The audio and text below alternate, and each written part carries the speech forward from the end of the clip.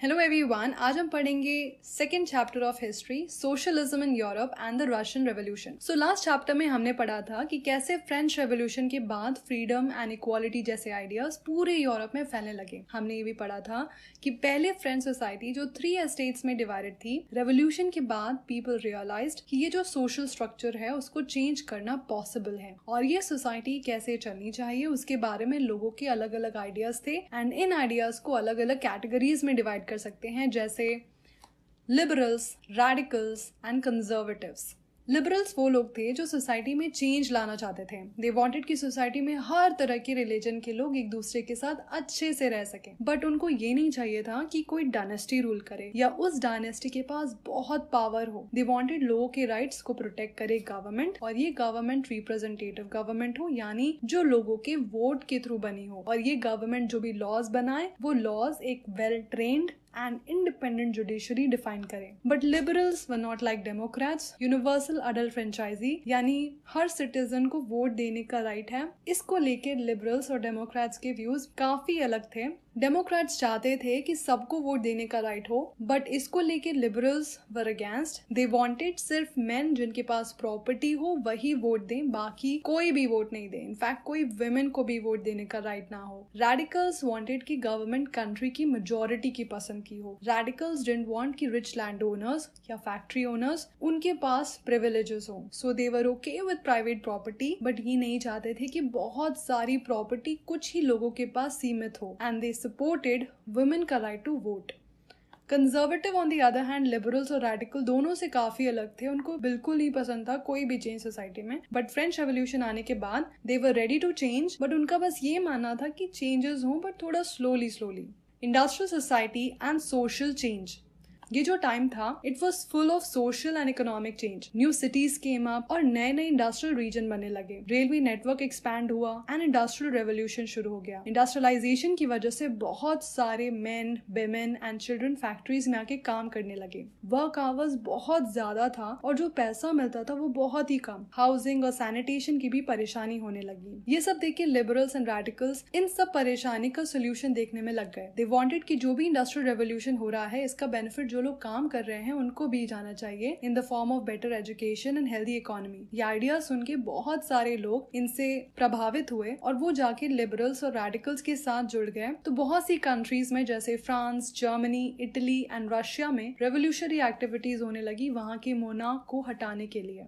The coming of socialism to Europe, ये सब जो चेंजेस हो रहे थे सोसाइटी में एंड पीपल स्टार्टेड थिंकिंग कि क्या करना चाहिए हमें ताकि सोसाइटी अच्छे से चले। ऐसे में जो सोशलिज्म का विजन था सोसाइटी को लेके उसका सबको काफी अटेंशन मिला। तो सोशलिज्म में लोग प्राइवेट प्रॉपर्टी के बिल्कुल अगेंस्ट थे। वो मानते थे कि प्राइवेट प्रॉपर्टी हर प्रॉब्लम की जड़ है। ऐसे ही इसलिए मानते थे क्योंकि प्राइवेट प्रॉपर्टी में प्रॉपर्टी एक इंडिविजुअल के पास होती थी और ये इंडिविजुअल बाकी लोगों को काम तो देता था बट उसका मेन मोटिव था प्रॉफिट कमाना। ये उन लोगों के बारे में बिल्कुल सोचता था जिसकी वजह से एक्चुअल में उसको प्रॉफिट मिल रहा है। तो सोशलिस्ट के अकॉर्डिंग अगर society as a whole property अपने पास ही रखे तो वो ज्यादा बेटर रहेगा एज कम्पेयर टू कि पूरी प्रॉपर्टी कोई और इंसान के पास हो। सो अलग अलग लोगों के अलग अलग आइडियाज थे कि कैसे एक सोशलिस्ट सोसाइटी चलनी चाहिए। लाइक रॉबर्ट ओवन के अकॉर्डिंग कोऑपरेटिव कम्युनिटी बनानी चाहिए। लुइस ब्लैंक चाहते थे कि गवर्नमेंट एनकरेज करे कोऑपरेटिव्स को एंड रिप्लेस करे उसको with capitalist enterprises. Karl Marx and Friedrich Engels ने भी सोशलिज्म सोसाइटी कैसे फंक्शन करनी चाहिए उसकी बात बताई। सपोर्ट फॉर सोशलिज्म, 1870s तक सोशलिज्म का आइडिया पूरे यूरोप में फैल गया। तो जो भी सोशलिस्ट थे उन्होंने एक इंटरनेशनल बॉडी बनाई, सेकेंड इंटरनेशनल, ताकि वो सब अपने जो भी एफर्ट्स और आइडियाज हैं उनको एक दूसरे के साथ शेयर करें। जो वर्कर्स थे इंग्लैंड एंड जर्मनी के, उन्होंने एसोसिएशंस बनाना शुरू कर दिया and better wages and better living conditions के लिए लड़ने लगे। अलग अलग कंट्रीज में अलग अलग पार्टीज बनने लगी सोशलिज्म की आइडियोलॉजी के बेसिस पे। लाइक जर्मनी में सोशल डेमोक्रेटिक पार्टी, ब्रिटेन में लेबर पार्टी, फ्रांस में सोशलिस्ट पार्टी। तो सोशलिज्म का आइडिया इतना पॉपुलर होते हुए भी इनमें से कोई भी जगह सोशलिस्ट की गवर्नमेंट नहीं बनी। गवर्नमेंट बनी तो कंजर्वेटिव, लिबरल्स या फिर रेडिकल्स की। बट एक कंट्री थी जहां पे सोशलिस्ट की गवर्नमेंट बनी और वो थी रशिया। रशियन रेवोल्यूशन, रशिया में सोशलिस्ट ने गवर्नमेंट को टेक ओवर किया आफ्टर अक्टूबर रेवोल्यूशन ऑफ 1917। तो ये जो टाइम था रशिया में जब मोनार्की को हटा के सोशलिस्ट ने टेक ओवर किया, this is called Russian revolution. तो ये सब जानने के लिए वी नीड टू लुक कि रशिया की सिचुएशन कैसी थी before the Russian revolution. The Russian empire in 1914 में रशिया को रूल करते थे tsar Nicholas second. Russian empire में मॉस्को के अराउंड की टेरिटरी और जो आज की कंट्रीज हैं जैसे Finland, Estonia, Latvia, Lithuania, Ukraine, Belarus and Poland के कुछ पार्ट्स आते थे, ये पैसिफिक तक फैला हुआ था। और आज के सेंट्रल एशियन कंट्रीज और जॉर्जिया, आर्मेनिया एंड अज़रबैजान ही रशियन एम्पायर का पार्ट थे। यहाँ पे मेजोरिटी का religion was Orthodox Christianity, but यहाँ और भी रिलीजन के लोग रहते थे। Economy and society. 20th century के स्टार्टिंग में रशिया में 85% लोग एग्रीकल्चर करके पैसे कमाते थे। ये परसेंटेज और कंट्री के कंपैरिजन में बहुत ज्यादा था। जर्मनी में बस 50% लोग एग्रीकल्चर करते थे और फ्रांस में 40%। इंडस्ट्री कुछ एरियाज में सीमित थी। Saint Petersburg and Moscow main industrial areas थे। जब रेलवेज का नेटवर्क एक्सपैंड हुआ तो वो सब इंडस्ट्रीज भी बढ़ने लगी जिनकी रेलवेज में जरूरत थी, जैसे कोल, आयरन एंड स्टील। बात करें इस समय की सोसाइटी की तो यहाँ के वर्कर्स एक डिवाइडेड सोशल ग्रुप थे। वर्कर्स में जो मेटल वर्कर्स थे वो अपने आप को बाकी वर्कर्स से सुपीरियर मानते थे क्योंकि उनके काम के लिए ज्यादा ट्रेनिंग एंड स्किल चाहिए होती थी। 1914 तक फैक्ट्री में 31% महिलाएं काम करती थी, बट उनकी जो कमाई थी वो पुरुषों की आधी या फिर 3/4 थी। बट इतना डिविजन होते हुए भी वर्कर्स एम्प्लॉयर्स की कोई भी बात से अगर डिसएग्री करते थे तो वो साथ में आ जाते थे और स्ट्राइक करना शुरू करते थे या फिर अपना काम बंद कर देते थे। बात करें कंट्री साइड की तो यहाँ पीजेंट्स खेती करते थे, लेकिन ज्यादातर लैंड नोबिलिटी, क्राउन और ऑर्थोडॉक्स चर्च के पास था। यहाँ के पीजेंट्स को नोबिलिटी की कोई रिस्पेक्ट नहीं थी क्योंकि नोबिलिटी जार के प्रति लॉयल थी। यहाँ के पीजेंट्स चाहते थे कि नोबेल्स का लैंड उनको दे दिया जाए और बहुत बार पीजेंट रेंट देने से मना कर देते थे या फिर लैंडलॉर्ड्स का मर्डर कर देते थे। Socialism in Russia. 1898 में रशिया में कुछ लोगों ने मिलके Russian Social Democratic Workers party बनाई जो कार्ल मार्क्स के आइडिया से प्रभावित थी। पर 1914 तक रशिया में सारी पॉलिटिकल पार्टीज इलीगल थी, इसलिए इस पार्टी को एज एन इलीगल ऑर्गेनाइजेशन काम करना पड़ा। इन्होंने न्यूज़पेपर सेटअप किए, वर्कर्स को मोबिलाइज किया और स्ट्राइक्स ऑर्गेनाइज की। एक बात थी कि रशिया के पीजेंट बाकी यूरोपियन कंट्री के पीजेंट से काफी अलग थे।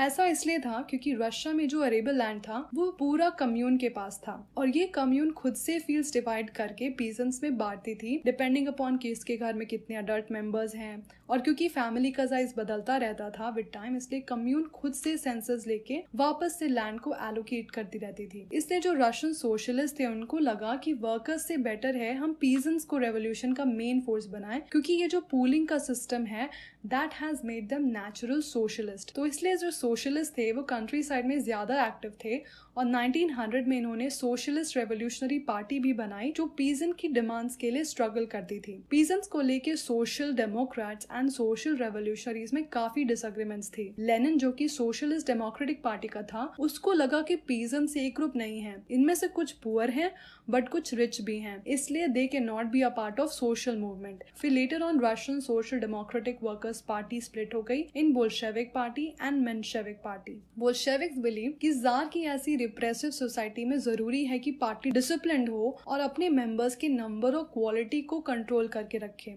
While on the other hand, Mensheviks thought कि पार्टी सबके लिए ओपन होनी चाहिए। A turbulent time, the 1905 revolution.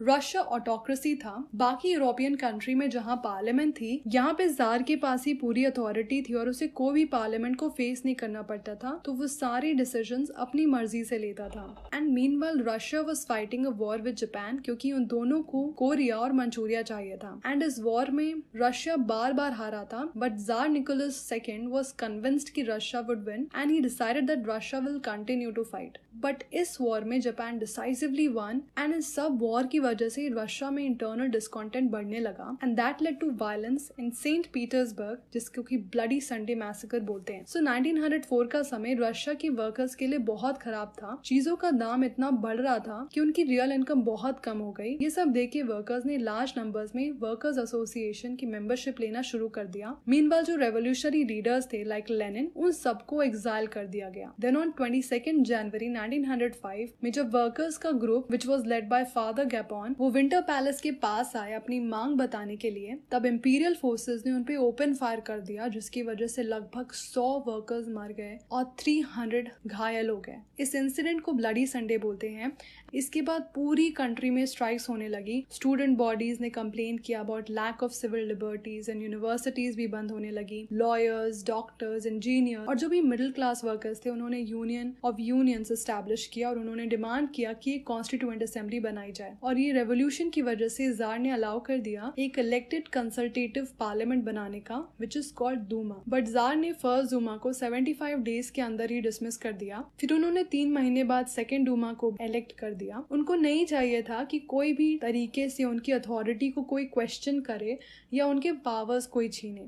उन्होंने वोटिंग लॉज में भी चेंजेस लाए, जिसकी वजह से third Duma was packed with conservative politicians, liberals और रेवोल्यूशनरीज को डूमा से बाहर ही रखा। The first world war and the Russian empire.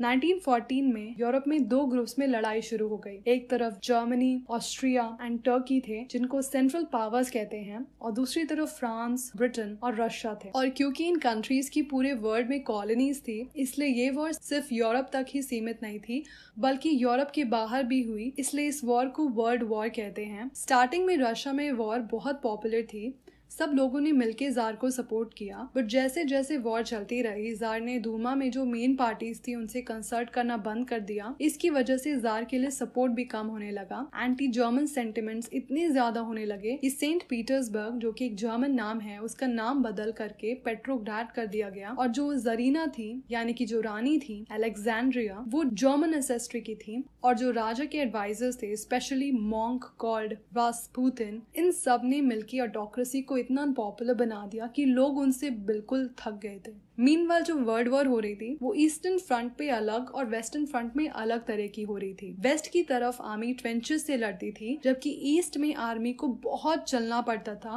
और उनकी कैजुअलिटीज भी बहुत ज्यादा होती थी। और इतने लोगों के मरने और हारने की वजह से आर्मी डीमोरलाइज भी हो रही थी। 1914 से 1916 तक रशियन आर्मी बुरी तरह हारी जर्मन और ऑस्ट्रियन आर्मी से। 1917 तक आते आते 7 मिलियन से ज्यादा लोग मर चुके थे। जब रशियन आर्मी कोई जगह से रिट्रीट करती थी तो वहां की सारी क्रॉप्स जला देती थी, ताकि जो एनिमीज उनके पीछे आ रहे हैं उनको वो क्रॉप्स ना मिले और वो आगे आने का ट्राई ही ना करें। बट इतनी क्रॉप्स जलाने की वजह से ऑलमोस्ट 3 मिलियन लोग रेफ्यूजी की तरह रहने लगे। इस वॉर का बहुत बुरा प्रभाव इंडस्ट्रीज पर भी पड़ा। रशिया के पास खुद की इंडस्ट्रीज तो बहुत कम थी और जो सप्लाईज चाहिए थी इंडस्ट्रियल गुड्स की, वो भी नहीं आ पा रही थी, क्योंकि बाल्टिक सी को जर्मनी ने कंट्रोल करके रखा था। रेलवे लाइंस टूटने लगी। जो भी काम कर सकते थे उनको वॉर में फाइट करने के लिए बुला लिया गया, जिसकी वजह से फैक्ट्री में काम करने वाले लोग ही नहीं बचे और इसलिए स्मॉल इंडस्ट्रीज तो बिल्कुल ही बंद हो गई। जो ग्रेन्स होते थे उसका लार्ज पार्ट आर्मी के लिए चला जाता था। सिविलियंस के लिए सारी चीजों की कमी हो गई और वो खाने के लिए लड़ने लगे।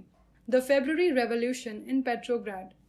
रशिया की कैपिटल पेट्रोग्राड में नेवा नदी बहती थी। नदी के राइट बैंक पे वर्कर्स के क्वार्टर और फैक्ट्रीज लोकेटेड थी और लेफ्ट बैंक पे फैशनेबल एरियाज थे, जैसे winter palace, official buildings including building where Duma met. 1917 में फरवरी टाइम पे बहुत ठंड हुई पेट्रोग्राड में। वर्कर्स क्वार्टर में खाने की कमी होने लगी। ऐसे में 22 फरवरी में राइट बैंक में लॉकआउट हुआ, यानी कि एम्प्लॉयर ने अपनी फैक्ट्री के लोगों को निकाल दिया। इसके अगले दिन 50 फैक्ट्री के वर्कर्स ने स्ट्राइक किया उनके सपोर्ट में। जो भी वर्कर्स डेमोन्स्ट्रेट कर रहे थे वो राइट बैंक से लेफ्ट बैंक चले गए और कैपिटल के सेंटर नेव्स्की प्रोस्पेक्ट में जाके प्रदर्शन करने लगे। जैसे जैसे लेफ्ट बैंक की फेमस बिल्डिंग वर्कर्स घेरने लगे कि देखिए गवर्नमेंट ने कर्फ्यू इम्पोज कर दिया। कर्फ्यू की वजह से डेमोन्स्ट्रेटर्स चले तो गए, बट 24th 25th को वापस आ गए। फिर गवर्नमेंट ने उन पे नजर रखने के लिए कैवेलरी और पुलिस बुलाई। फिर 25 फरवरी को गवर्नमेंट ने दूमा ही सस्पेंड कर दी। फिर 26 को डेमोन्स्ट्रेटर्स वापस से आ गए लेफ्ट बैंक पे और उन्होंने पुलिस हेडक्वार्टर्स में तोड़फोड़ मचा दी। बहुत सारे लोग स्ट्रीट्स में आ गए और बेटर वेजेस और बेटर आवर्स और डेमोक्रेसी की डिमांड करने लगे। गवर्नमेंट ने ये सब देख के वापस से कैवेलरी को बुलाया, बट कैवेलरी ने डेमोन्स्ट्रेटर्स पे फायर करने से बिल्कुल मना कर दिया। फिर सोल्जर्स और स्ट्राइकिंग वर्कर्स एक दूसरे के साथ मिल गए और सोवियत या काउंसिल बना ली। This was the Petrograd Soviet. इनके मिलने के अगले ही दिन एक डेलीगेशन जार से मिलने गई। जो मिलिट्री कमांडर्स थे उन्होंने जार को एडवाइस किया कि वो हट जाए अपनी पोजीशन से, एंड जार ने उनका कहना माना एंड 2 मार्च को उन्होंने एब्डिकेट कर दिया। फिर सोवियत और दूमा लीडर्स मिले और इन्होंने प्रोविजनल गवर्नमेंट बनाई to run the country. After February provisional government जो बनी थी इसमें आर्मी ऑफिशियल्स, लैंड ओनर्स और इंडस्ट्रियलिस्ट बहुत इन्फ्लुएंशियल थे, बट जो इसमें लिबरल्स और सोशलिस्ट थे उन्होंने कुछ अच्छे स्टेप्स लिए, लाइक पब्लिक मीटिंग्स पे जो रिस्ट्रिक्शंस लगे थे उसको हटाया, सोवियट्स जैसे पेट्रोग्रेड सोवियत उसको हर जगह सेटअप किया। इसी बीच बोल्शेविक्स के लीडर लेनिन वापस से रशिया में आए। उसने और बोल्शेविक्स ने 1914 से ही वॉर नहीं लड़ने के लिए बोला था। नाउ ही वांटेड कि सोवियट्स पूरा पावर अपने हाथ में ले लें। Lenin came up with 3 demands which were Lenin's 3 theses. Number 1 was कि वॉर खत्म कर दी जाए, नंबर 2 कि लैंड पीजेंट्स को ट्रांसफर कर दिया जाए, नंबर 3 was बैंक्स को नेशनलाइज कर दिया जाए। उसने ये भी बोला कि अब बोल्शेविक पार्टी को अपना नाम बदल करके कम्युनिस्ट पार्टी रख देना चाहिए। धीरे धीरे वर्कर्स मूवमेंट फैलने लगा, इंडस्ट्रियल एरियाज में फैक्ट्री कमिटीज बनने लगी, ट्रेड यूनियंस बढ़ने लगे, आर्मी में सोल्जर्स कमिटी बनने लगी। ये सब देखिए प्रोविजनल गवर्नमेंट को लगा कि उनका पावर कम हो रहा है और बोल्शेविक्स का पावर बढ़ता जा रहा है, तो उनको कुछ करना चाहिए। इसके लिए उन्होंने बहुत कठोर स्टेप्स लिए, जैसे लीडर्स को अरेस्ट करना शुरू कर दिया, बोल्शेविक्स को जो भी प्रदर्शन कर रहे हैं उन सबको बंद करना शुरू किया। मीनवाइल कंट्री साइड में peasants and socialist revolutionary leaders ने प्रेशराइज किया for redistribution of land, the revolution of October 1917।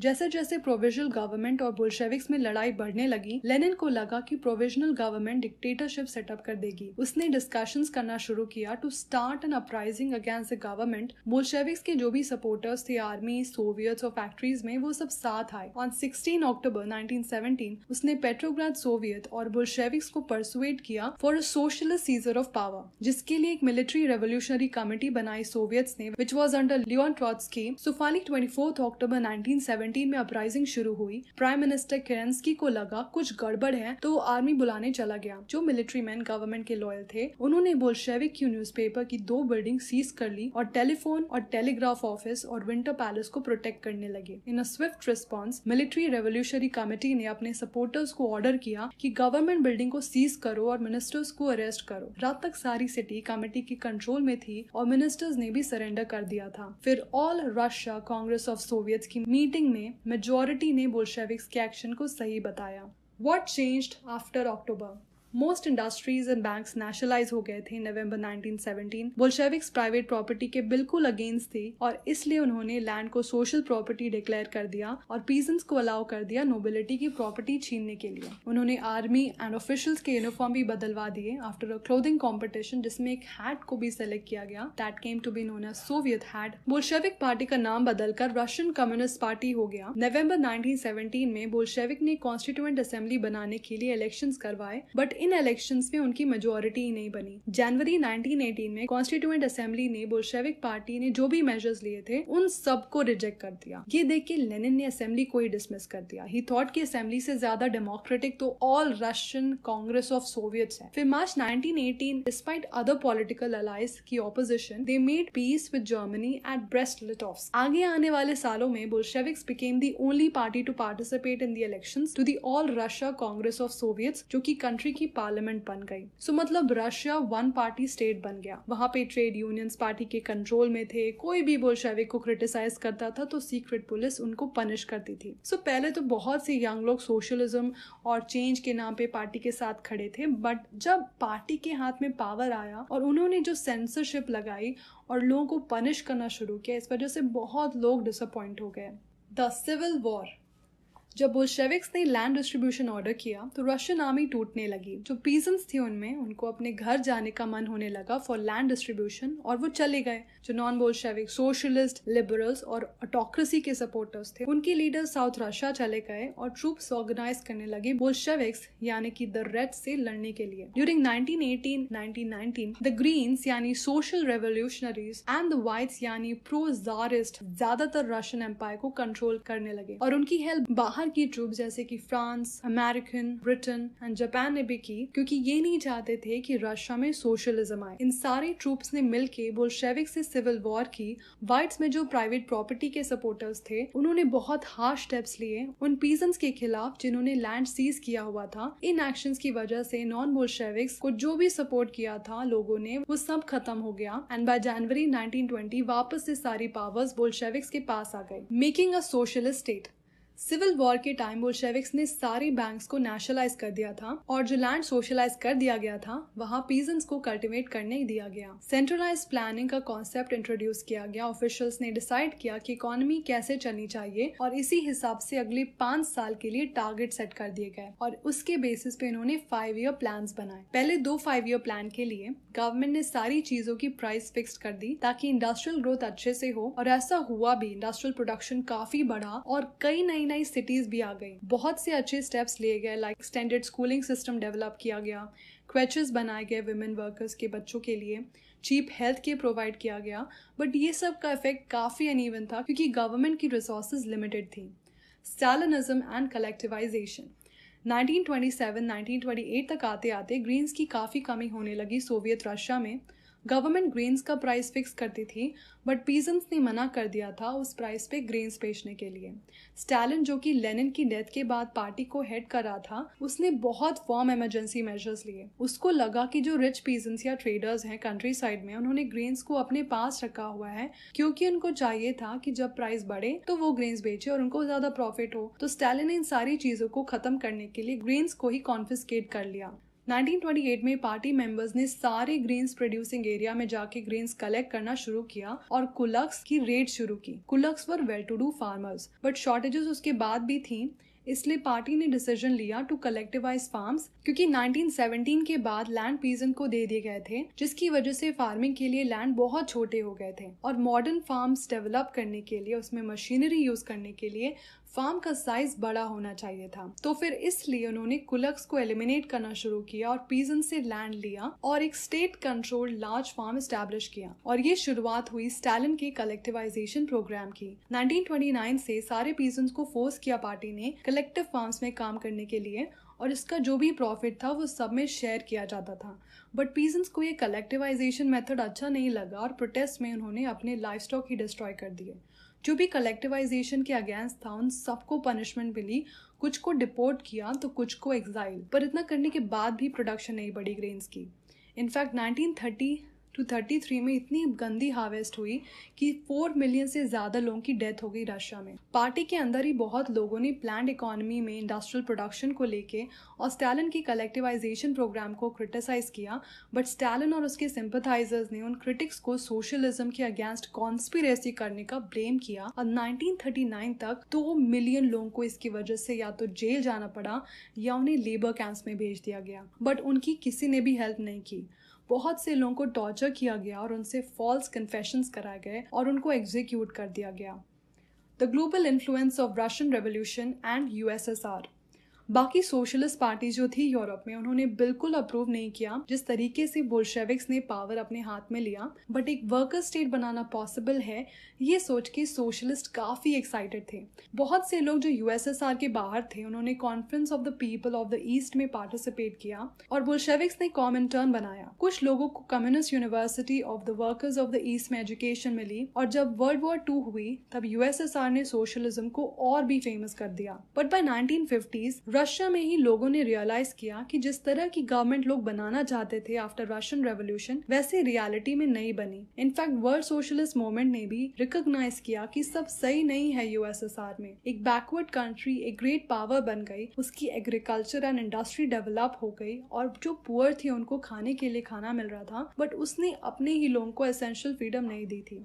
20th century के एंड तक इंटरनेशनल रेपुटेशन यूएसएसआर की as a socialist country decline हो गई थी, बट सोशलिज्म का आइडिया को लेके आज भी कई लोगों में रिस्पेक्ट है। So it's the end of the video guys. अगर आपको अच्छा लगा so give it a big thumbs up and subscribe to my channel. Thank you so much for watching. Have a great day. Bye.